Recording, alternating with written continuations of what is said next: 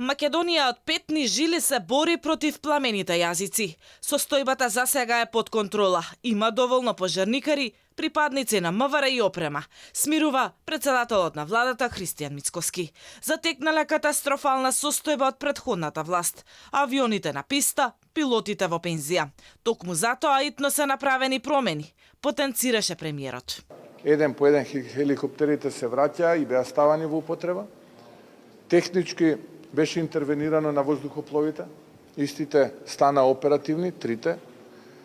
Луѓето кои што ги управуваат, кои што беа во пензија, ги вративме со договор на дело, да може да ги управуваат, бидејќи немавме кој да ги управува.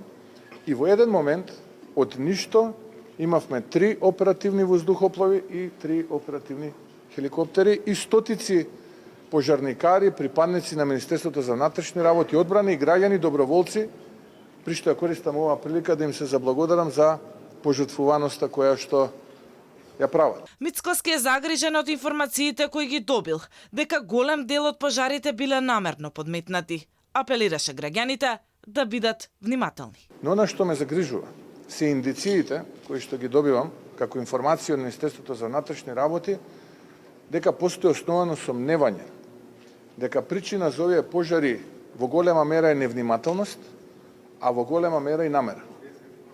Да истите тие се предизвикаат. Ние ќе се бориме. Повторно го активиравме механизмот, европскиот механизам за барање поддршка во ваква кризна состојба. Република Чешка одговори со еден хеликоптер, кој што треба денеска да пристигне.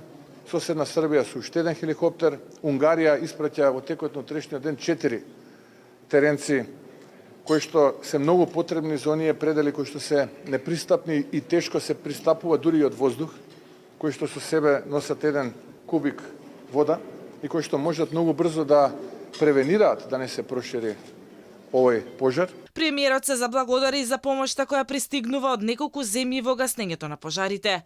Хеликоптери од Србија и Чешка и ертрактори од Германија ќе дојдат на помош. Повторно е активиран европскиот механизам за цивилна заштита.